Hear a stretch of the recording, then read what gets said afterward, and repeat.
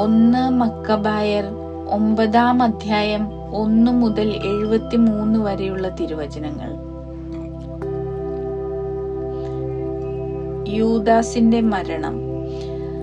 നിക്കാനോറും സൈന്യവും യുദ്ധത്തിൽ പരാജിതരായി എന്ന് അറിഞ്ഞപ്പോൾ ദെമത്രിയൂസ് ബക്കിദേസിനെയും അൽക്കിമൂസിനെയും യൂദാദേശത്തേക്ക് വീണ്ടും അയച്ചു. തന്റെ ദക്ഷിണ പാർശ്വസേനയെയും അവരോടുകൂടെ വിട്ടു. അവർ ഗിൽഗാലിലേക്കുള്ള വഴിയിലൂടെ പോയി മെസലോത്തിനെതിരെ അർബേലയിൽ പാളയമടിച്ചു. അത് കൈവശപ്പെടുത്തി അനേകം പേരെ വധിച്ചു.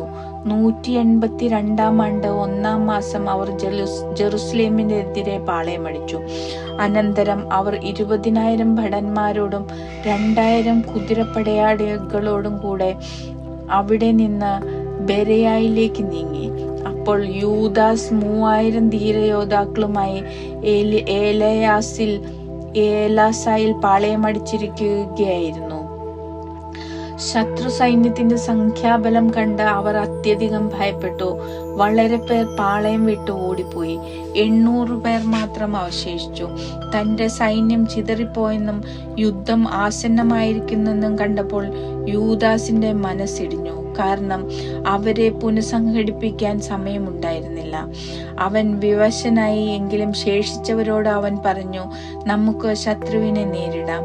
അവരെ ചെറുക്കാൻ പറ്റുമോ എന്ന് നോക്കാം. പക്ഷേ അവർ അവനെ നിരുത്സാഹപ്പെടുത്തിക്കൊണ്ട് പറഞ്ഞു, നമുക്കതിന് കഴിവില്ല. ജീവൻ രക്ഷിക്കുകയാണ് ഇപ്പോൾ വേണ്ടത്. നമ്മുടെ സഹോദരരുമായി വന്ന അവരോട് പിന്നീട് യുദ്ധം ചെയ്യാം. ഇപ്പോൾ നമ്മൾ വളരെ കുറച്ചു പേരേ ഉള്ളൂ. എന്നാൽ യൂദാസ് പറഞ്ഞു, ശത്രുവിനെ ഭയന്ന് നാം പലായനം ചെയ്തുകൂടാ. സമയമായെങ്കിൽ സഹോദരന്മാർക്ക് വേണ്ടി ധീരതയോടെ നമുക്ക് മരിക്കാം. നമുക്ക് മാനക്കേടുണ്ടാവാൻ ഇടയാകരുത്. ബക്കിദേസിന്റെ സൈന്യം പാളയം വിട്ടിറങ്ങി ആക്രമണത്തിന് നിലയുറപ്പിച്ചു. കുതിരപ്പടയെ 2 ഗണമായി വിഭജിച്ചു. കവണക്കാരും വില്ലാളികളും പ്രധാന പടയാളികളോടുകൂടി മുൻനിരയിൽ നീങ്ങി. ബക്കിദേസ് ദക്ഷിണ പാർശ്വസേനയിലായിരുന്നു. ഇരുവശങ്ങളിലുമുള്ള സൈന്യ വിഭാഗങ്ങളുടെ മധ്യത്തിലൂടെ കാഹളധ്വനിക്കൊത്ത് കാലാൾപ്പട മുന്നോട്ട് നീങ്ങി. യൂദാസിനോടുകൂടി ഉണ്ടായിരുന്നവരും കാഹളം മുഴക്കി. സൈന്യങ്ങളുടെ ശബ്ദകോലാഹലത്താൽ ഭൂമി പ്രകമ്പനം കൊണ്ടു. പ്രഭാതം മുതൽ പ്രദോഷം വരെ യുദ്ധം നടന്നു. ബക്കിദേസും അവന്റെ ശക്തമായ സൈന്യവും വലത്തുവശത്താണെന്ന് യൂദാസ് മനസ്സിലാക്കി. ധൈര്യശാലികളായ എല്ലാ പടയാളികളും യൂദാസിനോട് ചേർന്ന് ശത്രുവിന്റെ ദക്ഷിണ പാർശ്വസേനയെ തോൽപ്പിച്ച് അസോത്തൂസ് മല വരെ ഓടിച്ചു. ദക്ഷിണപാർശ്വം തകർക്കപ്പെട്ടു എന്ന് മനസ്സിലാക്കിയ വാമപാർശ്വസേന തിരിഞ്ഞു വന്ന് യൂദാസിന്റെയും കൂട്ടരുടെയും പിന്നാലെ എത്തി. യുദ്ധം ഭീകരമായി. ഇരുഭാഗങ്ങളിലും അനേകം പേർ മുറിവേറ്റു വീണു. യൂദാസും നിലം പതിച്ചു. ശേഷിച്ചവർ പലായനം ചെയ്തു. ജോനാഥാനും ഷിമിയോനും തങ്ങളുടെ സഹോദരൻ യൂദാസിനെ എടുത്തുകൊണ്ടുപോയി തങ്ങളുടെ പിതാക്കന്മാരുടെ മൊദെയിനിലുള്ള കല്ലറയിൽ സംസ്കരിച്ചു.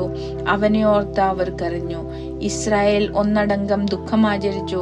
വളരെ നാളുകൾ അവർ ഇങ്ങനെ വിലപിച്ചുകൊണ്ടിരുന്നു, ഇസ്രായേലിന്റെ രക്ഷകനായ ശക്തൻ പതിച്ചതെങ്ങനെ. യൂദാസിന്റെ മറ്റു ചെയ്തികളും അവൻ നടത്തിയ യുദ്ധങ്ങളും ധീരപ്രവൃത്തികളും അവന്റെ മഹത്വവും ഇവിടെ രേഖപ്പെടുത്തിയിട്ടില്ല. അവ അത്രയ്ക്ക് അധികമാണ്. ജോനാഥാൻ നേതാവ്. യൂദാസിന്റെ മരണത്തിന് ശേഷം അധർമ്മികൾ ഇസ്രായേലിലെങ്ങും തലപൊക്കി. അനീതി പ്രവർത്തിച്ചിരുന്നവരെല്ലാം പുറത്തു വന്നു. അക്കാലത്ത് വലിയൊരു ക്ഷാമമുണ്ടായി. അപ്പോൾ അവരോടൊപ്പം രാജ്യവും ശത്രുപക്ഷത്തു നിന്നും ചേർന്നു. ബക്കിദേസ് അധർമ്മികളെ തിരഞ്ഞെടുത്ത് രാജ്യത്തിന്റെ ഭരണ ചുമതല ഏൽപ്പിച്ചു. യൂദാസിന്റെ സ്നേഹിതരെ തിരഞ്ഞു പിടിച്ച് അവർ ബക്കിദേസിന്റെ അടുത്ത് കൊണ്ടുവന്നു. അവൻ അവരോട് പ്രതികാരം ചെയ്യുകയും അവരെ അധിക്ഷേപിക്കുകയും ചെയ്തു. ഇപ്രകാരം ഇസ്രായേലിന് വേണ്ട കഷ്ടതകൾ ഉണ്ടായി. പ്രവാചകന്മാരുടെ കാലത്തിന് ശേഷം ഇന്നോളം ഇതുവരെ ദുരന്തം അവർക്ക് നേരിടേണ്ടി വന്നിട്ടില്ല.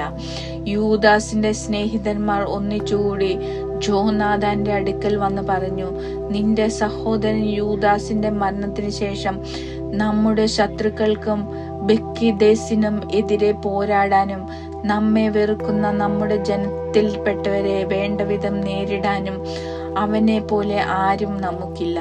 അതിനാൽ ഞങ്ങൾക്ക് വേണ്ടി പൊരുതാൻ അവനു പകരം ഞങ്ങളുടെ ഭരണകർത്താവും നേതാവുമായി ഞങ്ങൾ ഇന്നു തന്നെ തിരഞ്ഞെടുത്തിരിക്കുന്നു. ജോനാഥൻ നേതൃത്വം സ്വീകരിക്കുകയും സ്വസഹോദരൻ യൂദാസിന്റെ സ്ഥാനം ഏറ്റെടുക്കുകയും ചെയ്തു. തെക്കോവ മരുഭൂമിയിൽ ഇതിനെക്കുറിച്ച് കേട്ട ബെക്കിദേസ് അവനെ വധിക്കാൻ പരിശ്രമം തുടങ്ങി. എന്നാൽ ജോനാഥാനും സഹോദരൻ ശിമെയോനും അവരോടുകൂടെ ഉണ്ടായിരുന്നവരും ഇതറിഞ്ഞ തെക്കോവായിലെ മരുപ്രദേശത്തേക്ക് ഓടിപ്പോയി അസ്ഫാർ കുളത്തിനരികെ പാളയമടിച്ചു. സാബത്ത് ദിവസം ഈ വിവരം അറിഞ്ഞ ബെക്കിദേസ് സൈന്യവുമൊത്തം ജോർദാൻ കടന്നു. ഏറെയുണ്ടായിരുന്ന തങ്ങളുടെ സാധന സാമഗ്രികൾ സൂക്ഷിക്കാൻ സ്നേഹിതരായ നബത്തേയരോട് അഭ്യർത്ഥിക്കുന്നതിന് ജോനാഥൻ സ്വസഹോദരനെ ജനത്തിന്റെ നേതാവായി അയച്ചു. എന്നാൽ മെദബായിൽ നിന്ന് യാബ്രിയുടെ പുത്രന്മാർ വന്ന് യോഹന്നാനെ പിടിച്ചുകൊണ്ടുപോവുകയും അവന്റെ പക്കലുണ്ടായിരുന്നതെല്ലാം കൈവശപ്പെടുത്തുകയും ചെയ്തു.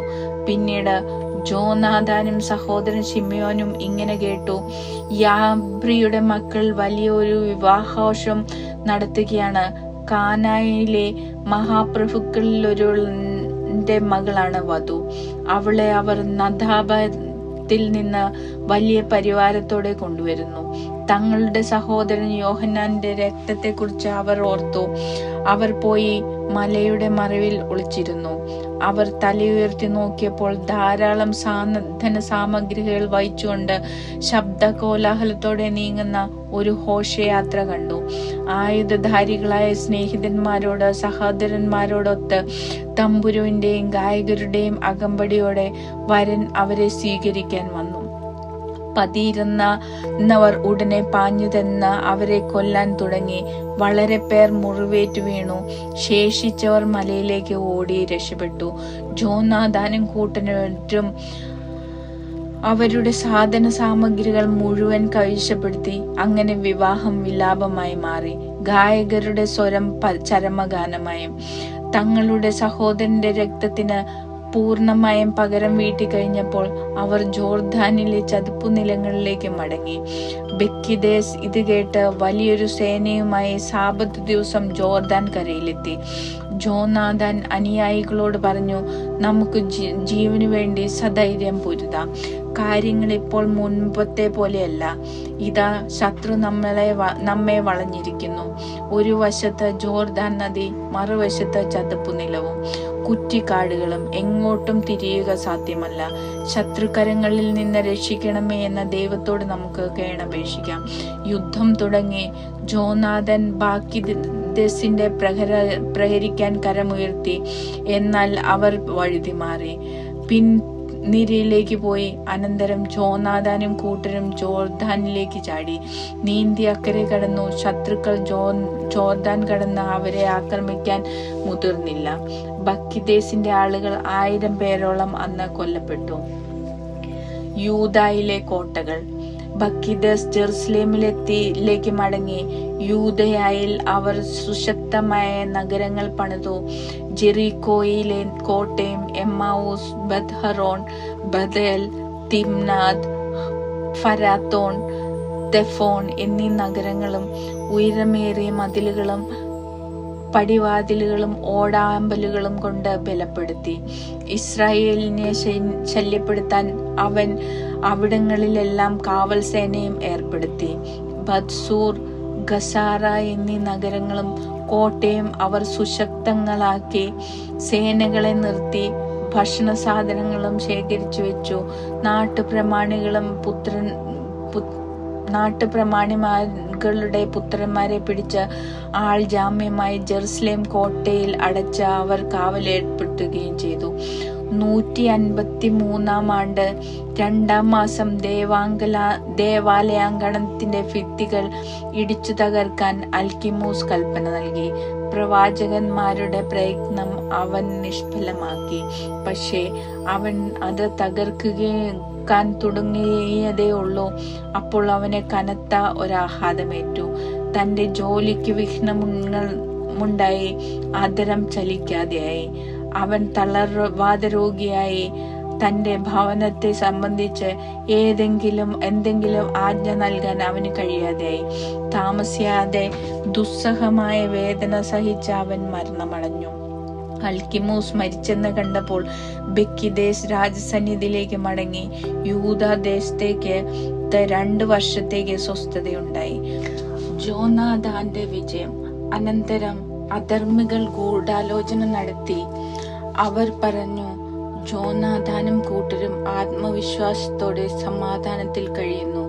അതിനാൽ നമുക്ക് ബെക്കിദസിനെ തിരിച്ചു കൊണ്ടുവരാം. ഒറ്റ രാത്രി കൊണ്ട് അവൻ അവരെ എല്ലാവരെയും ബന്ധനസ്ഥരാക്കും. അവർ പോയി അവനുമായി കൂടിയാലോചിച്ചു. വലിയ ഒരു സൈന്യവുമായി പുറപ്പെടാൻ അവൻ ഒരുമ്പെട്ടു. ജോനാഥാനെയും അവന്റെ ആളുകളെയും പിടിക്കാൻ ആവശ്യപ്പെട്ടുകൊണ്ട് യൂദയായിലെ തന്റെ സഖ്യ കക്ഷികൾക്കെല്ലാം അവൻ രഹസ്യ കത്തുകൾ അയച്ചു. പക്ഷേ അവർക്കത് കഴിഞ്ഞില്ല. കാരണം അവരുടെ ഉപജാപങ്ങൾ പുറത്തായി കഴിഞ്ഞിരുന്നു. ജോനാഥാന്റെ ആളുകൾ ഈ ഗൂഢാലോചനയ്ക്ക് നേതൃത്വം നൽകിയ സ്ഥലവാസികളിൽ 50ഓളം പേരെ വധിച്ചു. പിന്നീട് ജോനാഥാനും അനുയായികളും ശിമെയോനോടുകൂടി മരുഭൂമിയിലുള്ള ബത്ബസായിലേക്ക് പിൻവാങ്ങി. അതിന്റെ തകർക്കപ്പെട്ട ഭാഗങ്ങൾ പുതുക്കി പണിത് അവർ അത് ബലവത്താക്കി. ബക്കിദേസ് ഇതറിഞ്ഞ തന്റെ സേനകളെയെല്ലാം ഒരുമിച്ചു കൂട്ടി. യൂദയായിലെ ജനങ്ങൾക്ക് അവൻ കൽപ്പനകൾ അയച്ചു. അതിനുശേഷം അവൻ വന്ന് ബത്ബസായിക്കെതിരെ പാളയമടിച്ചു.